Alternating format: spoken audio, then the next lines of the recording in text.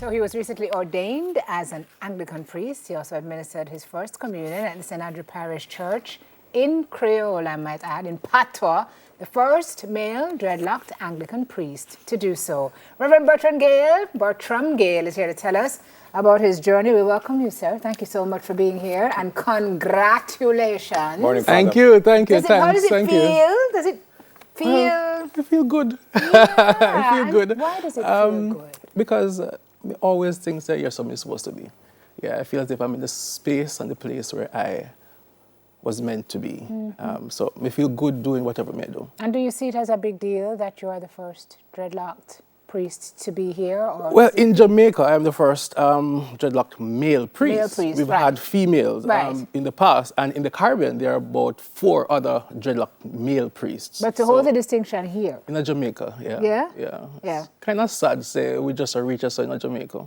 Were you ever a Rastafari? No, never Rastafari. I'm a committed Christian. I believe in the gospel of Jesus Christ and the understanding of God as it's held by the undivided church in the creeds. Were you like that before you became a dreadlock? Yeah, man. But the issue is that I had issues relating to identity, black consciousness, and so on. I wasn't very pro all of that. And even in the church that I was before I came in the Anglican church, I had issues related to identity because I faced discrimination because of my complexion in church. So I had Here? Yeah, in Jamaica, of course. Come again. Yes. Father. The best thing people just say sometimes, but me call that you're black and cool. I think enough Jamaican know the expression there. You're black and cool. Yes, your face cool. Yes, so you kind of face that even in the church.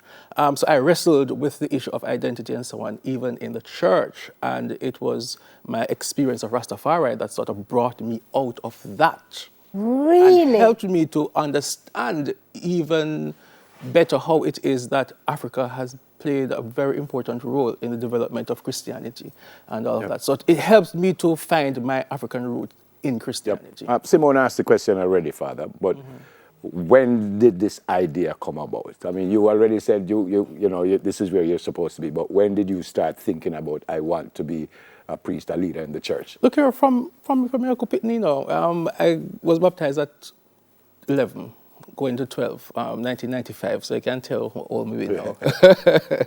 And I was always sheltered. I mean, my parents weren't there watching me all the time, but I sort of sheltered myself, always around the older people in the church and so on. And I would go on visitation with the elders in the church and all of that. So I kind of felt as if, that's something here.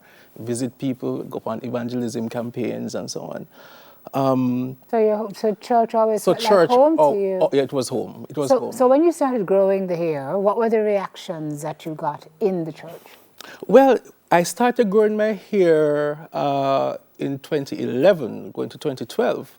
And I was going through a crisis experience at that time, so I had stopped going to church. Interesting. Why? Me stop go church. Yes, me stop go church. You know, because your story is very interesting. So me stop go church. Me never want to talk about God. Me never want to think about God. Not at all. And what was over that? a year. What was that? I had a family crisis Gotcha. experience. Gotcha. And life never really meant nothing to me again after a while. Wow. I just didn't want to give up upon everything. But I was invited to church, Christ Church, Vineyard Town, by Father Sean Major Campbell. Nevermore Church. You know about it. You know how to go inside it. I was invited to church, and going back to the church, I was very much welcome, embraced by everybody in the church.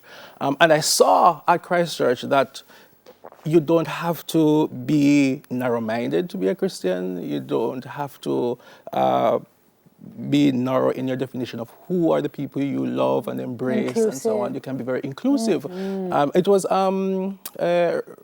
at Christ Church that I met the brother that died the other day, Brother Morgan, because he came and he participated in the service. So that also helped to sort of reignite my interest in Rastafari. And the fact that I can use my brain, I can think, I can wrestle with my fears and my questions and so on was very helpful. What kind of response? Him said you administered communion. What kind of response? Did you look at the faces when they were coming up to say, well, must say, oh, the money I go, man? No, because people that see me for a while. Yeah. From the start, go Christchurch in 2014. Me have baby locks them time there. So people kind of used to me. Go UTC for 3 years. Wait, stop there for a second. How long the process is, the theology? The church determines the process for you based on where the church thinks you are. They develop a program for you. So we can't say it's set in stone, say you have to do 3 years. Generally, people do, well, before it was 3 years, but if the church decides, say, you need 7, 10 years, that you get. I love how you're sitting here and the standard is just like, you know, you use it if you want to, but you're speaking mainly in Patois. And you have your Patois Bible here. Yeah, I'm a Jamaican That project is one you were integrally involved in. Yes. And you used it to conduct much of your liturgy. So tell me how that has been received. Well, Uncle Tree Smuddy, me see something bad about it. Tree Smuddy.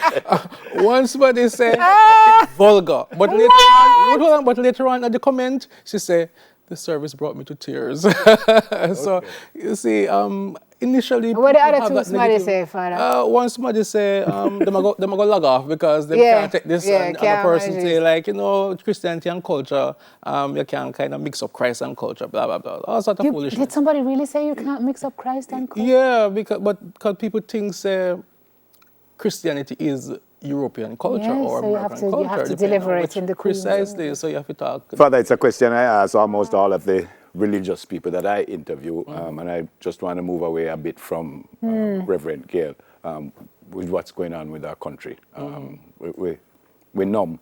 I mean, the killing of the 5 family members, a 2-year-old, we're numb. Why? And we have so many churches. People go church. I mean, people go church. It's not that we have so many churches, but church full every Sunday, and Wednesday, and Thursday. Why? What's going on with us? You know, we wish we have one simple answer, but I'm going to use the story of the Good Samaritan when we preach on Sunday at church. And the story talk about the man or somebody who go somewhere, get pounced upon because of violence, blah, blah, blah. You have 2 people who are religious, very religious, priest and a Levite pass by. And they don't do nothing to the man, and one Samaritan come and help the man. Now you have one man who asks Jesus, the guy who initiated the whole conversation, say, who are my neighbor? Who are the people that we can love, basically? But Jesus changed the question, and Jesus said to him, out of the 3 people them were past the man, which one did I the neighbor to the man? In other words, neighbor is not who I can love, but neighbor is me. To whom can I be a neighbor? And I think that's a problem we have in Jamaica, where we do not believe that we can extend ourselves to others beyond going to church and take up the Bible and read, because to me, that's not what we do. We just want to escape hell and go to heaven. So the best we can do is say we believe in that Jesus, and we know if God come now, heaven is ours. But Jesus' focus is go and do likewise now, on earth. Here and now, on earth. Go, live, extend yourself. Which takes me right back to the which is point one you love. made about Christianity and culture. Yes. It's intertwined. Very much because that's intertwined. what we need in the story you said, to go in and try and change what's going on. Do we need more priests like you, who can speak like you and live like you, to reach people like those? You know, me like to think that me not so special as people might think. We have enough priests before me who still around, who are advocating and push them somewhere. But the thing is that in our culture, we don't really like to hear them something here. We love to hear say, God will deliver you from your brother who walk up upon you and who will cuss you out and who will fight you. We kind of like this kind of antagonistic kind of preaching and religion and faith, not one that really gets down to the issues of the heart and the issues of how it is that we relate to each other. Are you concerned that people will just see you as a dreadlock priest as opposed to just a man of God? Is that a concern?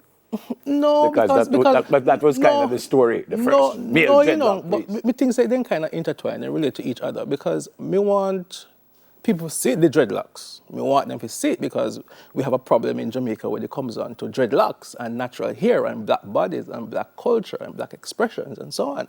So we want people to see it as a sign of protest, but also as a sign of, hey, this is who we are, and we can bring ourselves to God, and we can love and appreciate ourselves, and it can be the norm for our worship to reflect who we are and not for it to come up with independence and emancipation and other cultural events, celebrations. What was it like for you that first time you so me as a priest and me a preach to Well, we kind of ball because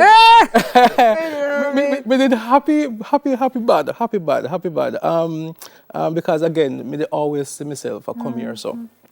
And me kind of struggle because I wonder why, you know, say, historically, you know, black man in an Anglican church and them something they kind of problematic. So I wonder if we kind of passed the stage yet. So, I mean, people had some questions, but generally people have been very... so you ball? Enough somebody ball with you? Three somebody? I don't know if your parents are still around. Or? No, my mother, you remember the story last year we come out about the family in Westmoreland with enough people dead in the family?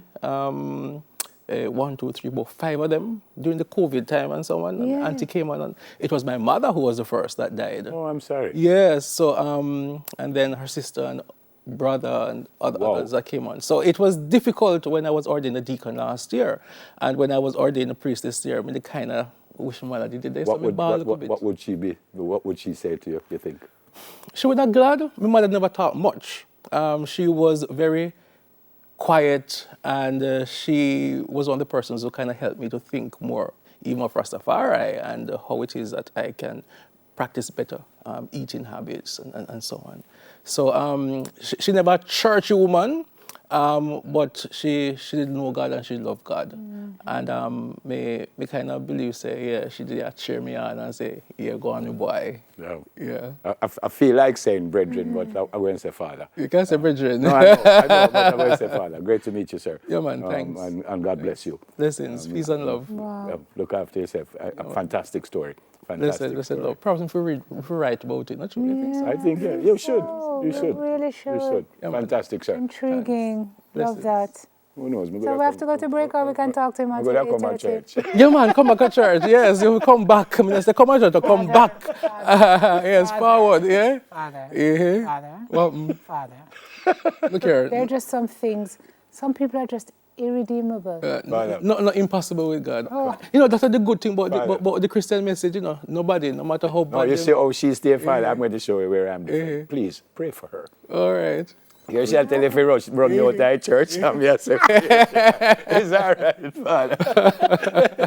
Anyway, I'm taking all prayers I can get. This your Prayer works. Father. Thank you, Nev. I appreciate that. Your next, what you call it, sermon, say, you know, I went to Smile Jamaica and that lady And was never not was a good nice. Samaritan. Yeah, the lady wasn't nice. I never had to say, Father, pray for her. Yeah, well, Good to see you, sir. Oh, wow.